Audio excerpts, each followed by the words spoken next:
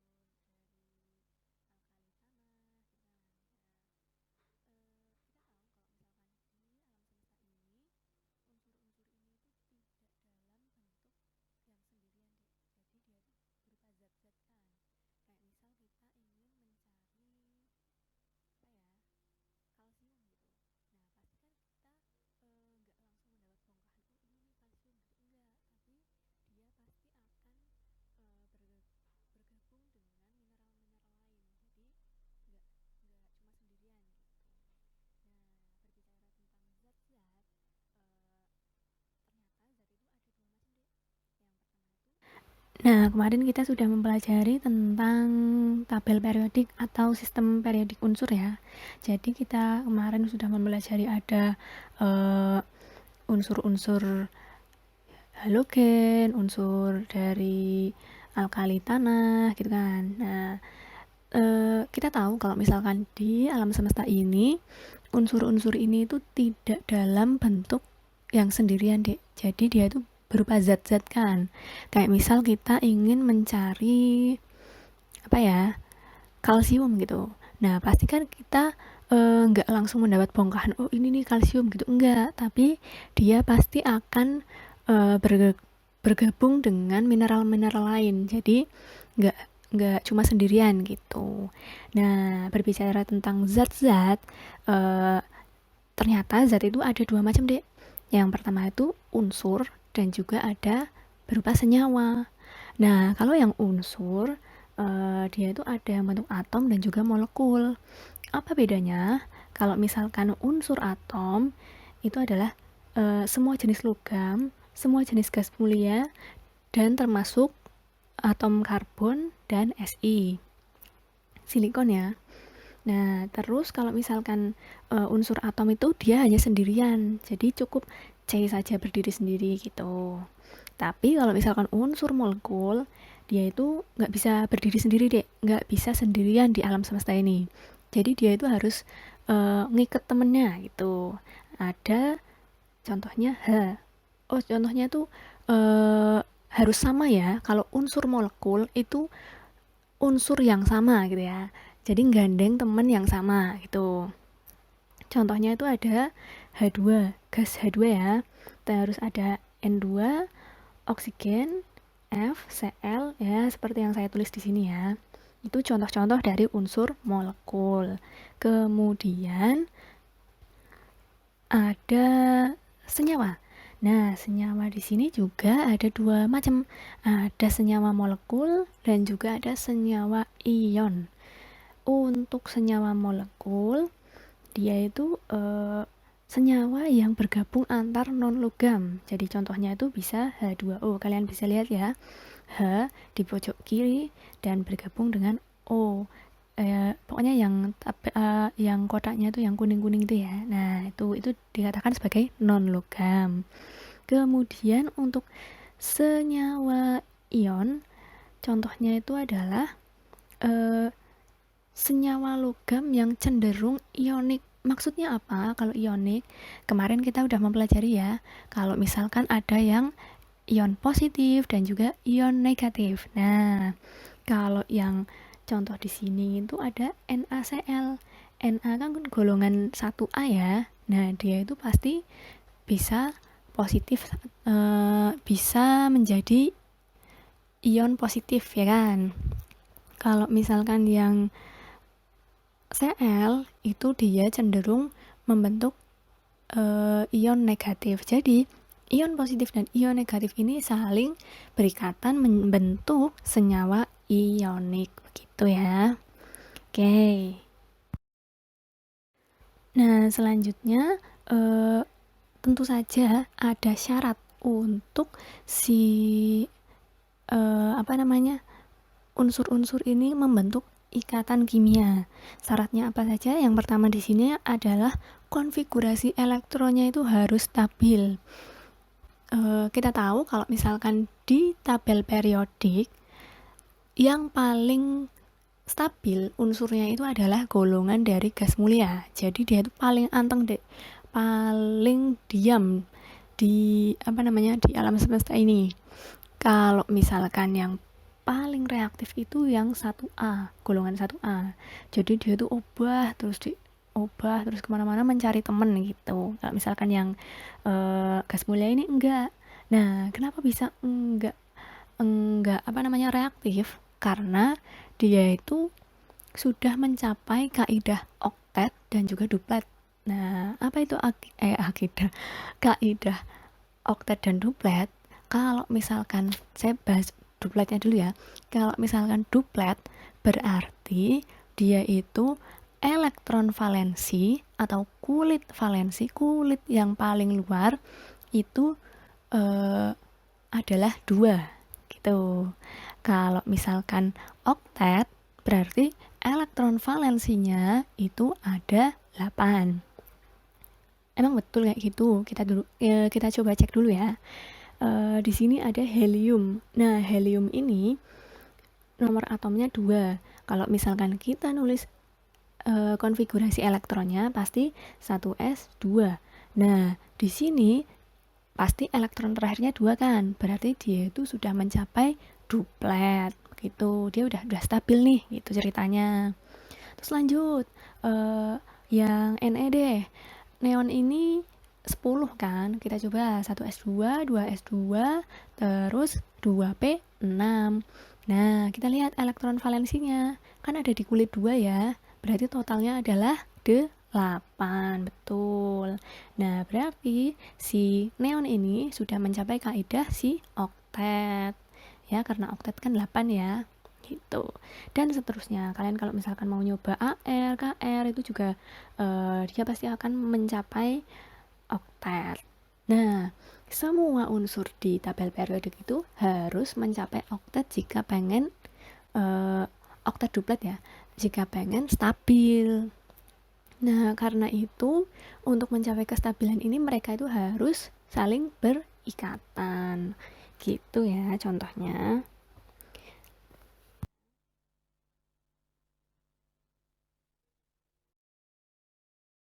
Syarat yang kedua yaitu adalah peran elektron dalam ikatan kimia. Nah, tadi saya udah menyinggung sedikit tentang elektron. Jadi elektron yang dipakai itu adalah elektron valensi ya, atau kulit terluarnya. Jadi kalau misalkan yang 1A ini ya berarti kulit yang terakhirnya. Kalau misalkan yang 1A berarti dia itu pasti melepas 1 elektron. Contoh ya, kalau nggak percaya, ada natrium. Natrium itu 11. 11 berarti 1s2, 2s2, 2p6, 3s1. Nah, ini kan berarti 281 ya kan, dia harusnya udah 8 udah bener, di sini ternyata malah masih ada 1, berarti dia kelebihan 1 elektron. Otomatis kalau dia pengen stabil berarti dia harus melepas 1 ini. Nah, jadilah kemarin kita belajar tentang ion-ion itu. Berarti Na-nya di sini agar stabil harus dalam bentuk ion, yaitu plus gitu ya, melepas 1 elektron. Nah, contoh lain, kalau misalkan apa namanya, Mg kan berarti golongan 2A ya. Nah, kalau golongan 2A itu berarti dia melepas 2 elektron. Nggak percaya? Yuk kita coba. Kalau Mg itu 12. Berarti kayak tadi ya. Kayak tadi tapi sisanya itu 2. Nah, 2 ya udah tinggal Mg 2+. Terus kita contoh lain yang nggak plus-plus. Kayak misalkan halogen. Terus pokoknya yang non-logam itu biasanya membentuk elektronegatif ya. Jadi saya contohkan oksigen. O itu 8 ya. 8 berarti 1s2, 2s2, 2p 4. Yang terakhirnya itu elektron valensinya ada 6. Nah, kalau 6 berarti dia kurang dong. Kurang berapa? 2. Kurang 2 berarti dia 2 min gitu. Nah, nanti kalau misalkan berikatan, si Mg dan O ini bisa berikatan ini. Karena dia sama-sama butuh dan lebih gitu kan. Si Mg ini lebih, si O ini kurang. Berarti mereka saling memberi dan menerima, akhirnya berikatan deh gitu. Kalau misalkan mau nulis ikatannya ya berarti Mg 2+ ditambah O 2 min menjadi MgO. Nah, ini disebut sebagai ikatan ionik, begitu.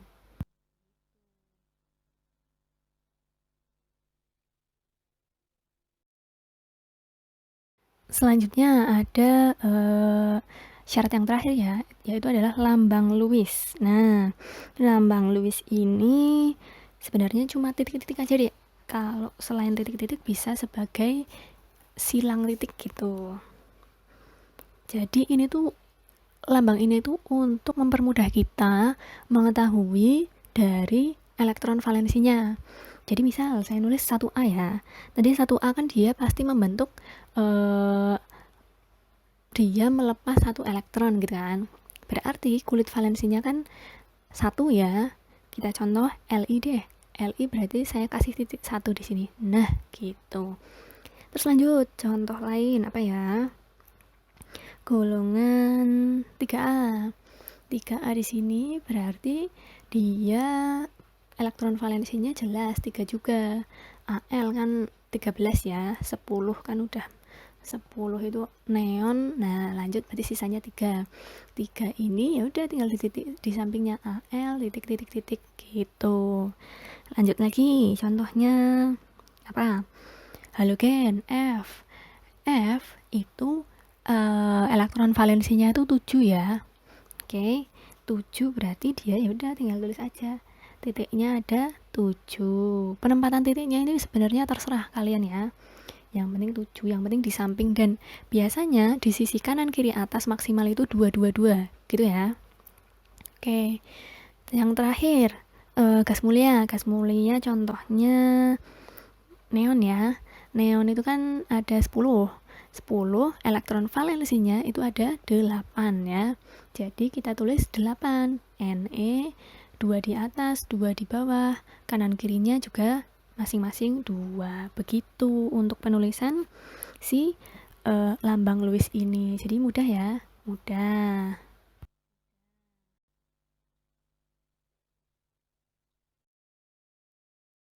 Nah, kita masuk ke contoh soal. Jadi di sini ada nomor atom dari unsur-unsur ya. Yang pertama ini ada 6C. Katanya disuruh tuliskan konfigurasi elektron dan juga struktur Lewisnya. Nah, kemarin udah belajar konfigurasi elektron, udah pinter ya. Tinggal 1s2, 2s2, terus 2p 2. Oke, 6 ya. Nah, berarti elektron valensinya ini kita lihat yang terakhirnya aja ya. Jadi yang fokus ke 4 ini. Berarti kita tulis C, titiknya ada 4. Oke, gini ya, 4. Lanjut, natrium juga 11. Berarti dia itu adalah golongan 1A. Sisanya 1 kan. Ya udah langsung. Terus gallium. Nah, gallium ini berapa ya? Gallium itu 31. 31. Berarti dia itu AR ya. AR 2S2 3D10 4P1. Nah, elektron valensinya berarti yang di kulit terbesar yaitu 4. 4S ada 2, 4P ada 1. Totalnya ada 3. Betul. Berarti kita nulisnya struktur Lewisnya ada 3 jeret gitu. Lanjut, yang SE itu apa ya? Saya lupa. Ini juga sama 34, tinggal ditambahin 3 ya. Jadi tadi kan 4S2, ini 4P4. Berarti 4 sama 2 berapa? 6, betul. Kita nulis SE6. Nah, gitu ya untuk penulisan struktur Lewis. Mudah ya? Mudah.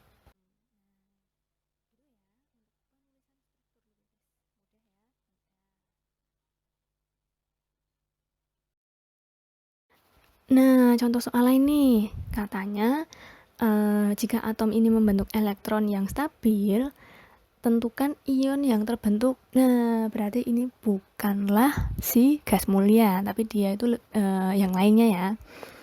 Ceritanya ada atom K nih. K itu isinya 4. Berarti kalau misalkan membentuk, itu gimana? Kita nulis konfigurasi elektronnya dulu. 1s2, 2s2, berarti udah ya. Nah, kalau misalkan cuma 4 gini gimana, Bu? Cuma 2 gini. Ya udah, berarti dia membentuk duplet. Dia harus melepas 2 dong, gitu. Berarti ya udah, tinggal kita tulis melepas 2, 2 plus. Lanjut, yang L ada 8, berarti 1s2, 2s2, 2p, 4. 2p4, berarti 4, 2, 6 nih. Dia masih kurang dong kalau pengen sampai ke oktet, sampai ke 8. Kurang berapa? Kurang 2. Berarti L 2 min, begitu. Lanjut, yang C. Jadi yang C ini ada M33. Waduh, banyak nih. Kita tulis. Kalau tadi gallium itu kan berapa tadi? Gallium itu 4s2, 3d10, 4p1 ya. Nah, berarti kalau ini kita tambahin 2 di 4p3. Berarti 3, 2, 5 elektron valensinya. 5 berarti ionnya ini yang terbentuk itu harus kurang ya. Aduh. Harus kurang dari 8. Gimana sih? Untuk membentuk oktet berarti dia itu kurang 3 gitu ya. Karena 5. Jadi dia M-nya 3 min, betul. Terakhir nih, N. Nah, N juga tinggal ditambahin 2 dong P-nya. Berarti kalau kayak gini gimana? Dia udah sampai 7 ya kan. Kalau 7 berarti dia kurang 1. Kurang 1 berarti iya, N-nya min. Min itu maksudnya 1 aja ya, nggak usah saya tulis 1 min, itu nggak perlu. Jadi min itu udah 1 gitu. Oke, paham ya untuk penjelasan pembentukan ion dari konfigurasi elektron ini. Oke.